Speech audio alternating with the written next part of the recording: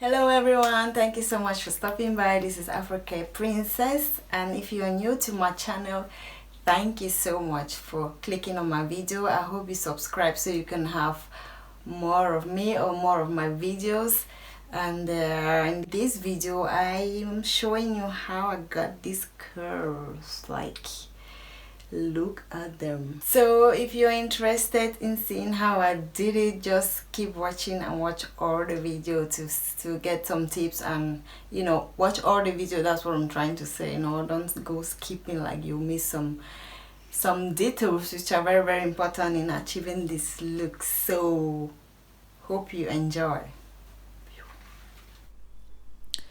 My hair was washed the previous day, so the moisture in it had left, so I had to spray more water. Like, you have to drench every strand of your hair in with water. The more water you spray on it, the better. So the curls will be like much more luscious when you have enough moisture in it. So that's just what I'm doing. So when I did that, I made sure I detangled my hair properly. Like, I combed it and I brushed it, as you can see, before I started putting in my concoction, which I will explain later on in the video what I put in there. And I just like started twisting. So I just like applied it very well to that strand, like really drenched it in that moisture, and then I toil on my fingers. Like, yeah, it's just self-explanatory, right? I just toil and toil and toil and toil and toil until I felt it's like really tight. Like, it's difficult to really explain it verbally, but it's, as you can see, that's what I did, and that's how it's gonna come out.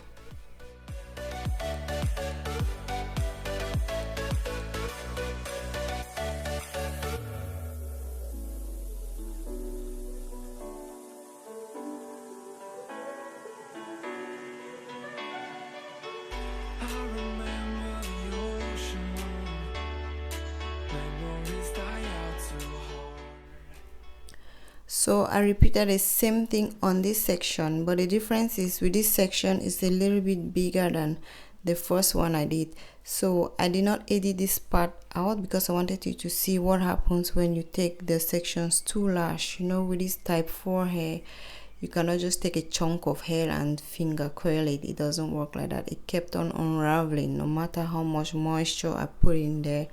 So I had to separate that section into two and did the same thing, and then now it actually stayed. So that just means you need to do the sections very small to achieve a better look. So to prevent those strands to from unraveling, I just tied them in place like you see right now, because the more they stayed out, the more they were trying to like unravel, especially from the roots. So that one prevented it.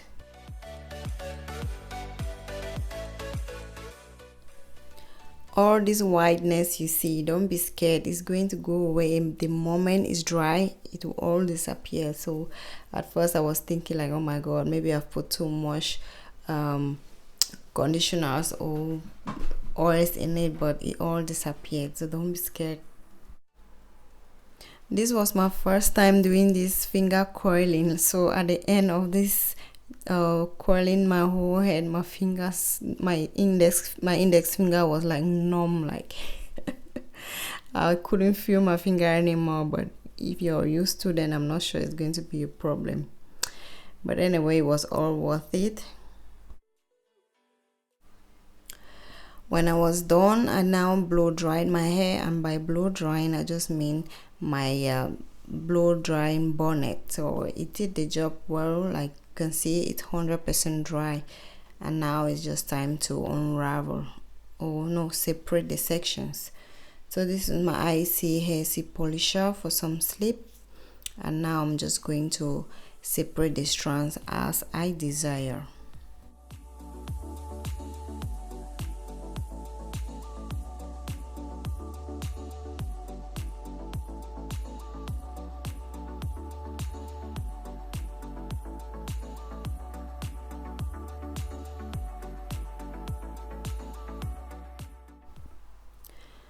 So this method of separating is not just like separating your normal 2-strand twist out. It's like you separate and then you coil it again with your finger for it to stay in that same coiled state. If not, it will be just too frizzy. Like when I started doing it at the back, I discovered there was just too much frizz. But going halfway to separating halfway of my head, I discovered I had to like separate and then finger coil again for the coils to like stay in place. So that's what I did. So this is how it's looking like. You can separate it even more or less depending on how you want it to look like, but I think the roots were not like really coiled because the hair is just too thick. And if you want the roots to be coiled, then maybe instead of finger coiling, you can do the comb coiling. You know, the style where they use the tail comb to like start from the roots and coil right up. Like, I don't know if it works for type 4 hair, but I think I tried my best here. Like, it's not that bad. It's still another look. Like, it must not be like super defined. So the hair is almost looking like some dreadlocks that has not been taken care of, like, or has not been how did they call it, retwisted for it to have like defined roots and all. But I think it's still a look, like it's not horrible. I think it's unique the way it is, just like this. So yeah. So to create my bangs, I just like lifted the hair up and bobby pinned it down because that part of my hair is a little bit longer for a bang. So doing this will reduce the length of the hair falling on your forehead. So I think I'm done fluffing. Like, that's just how the hair is looking like right now. And I'm loving it.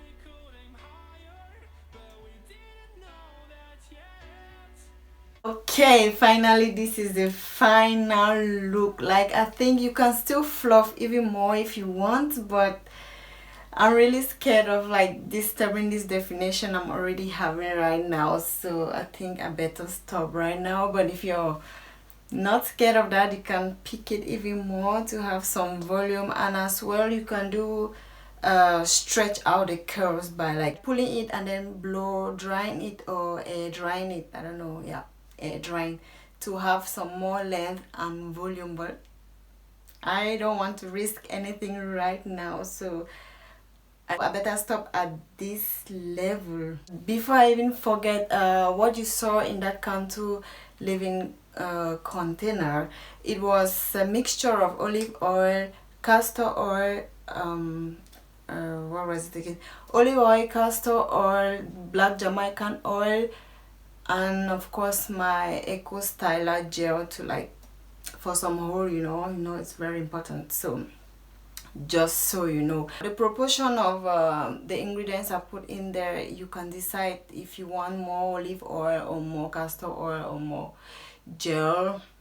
It's up to you, but I think I had more of olive oil than all of the rest. Olive oil, and then the Cantu leave-in itself, and some gel. I didn't have a crazy amount of gel. Like, that's why the hair is still soft and so shiny, because of the olive oil. I think this one is just I see hair polisher. It helps to give you some slip and some shine. So this I just applied just now. It's not in the mixture. A tip is, before you do this finger twisting, I prefer you wash your hair before doing it. Like, your hair should be freshly washed, so that all the strands should be like having enough moisture already, because I washed my hair the previous day before doing the hairstyle, so it had lost some of the moisture in it. So I had to spray and spray and spray and spray. And whenever I wanted to coil any section that had no that was not having enough moisture, it kept on unraveling, or I will have to twist it for a longer period of time than the sections that were still having some moisture. I hope you understand what I'm trying to say. So I think washing your hair immediately before the style will make it much easier. Or better still, deep condition before you do it, then the hair will be like it will be just ready to apply the mixtures. You will not even need spraying of water anymore, and the job will be easier and take less time. It's not as if I have a crazy definition all over my head. It's okay to have some frizz. Like, I do accept some frizz. Like you can see, this part of my head is really thicker than the rest of my head, and I realize I have more frizz here than the rest of my hair. And the part of my hair where it's softer, you have the core is like really tight. Yeah, but I can deal with all the imperfections. It makes it look even more natural. So yeah, well, I don't even know how the back of the hair is looking like, but I'm not sure anyone would judge me too much if it's not looking like on point like the front part, you know. Like, nobody's perfect, so, but I hope it's looking like okay-ish.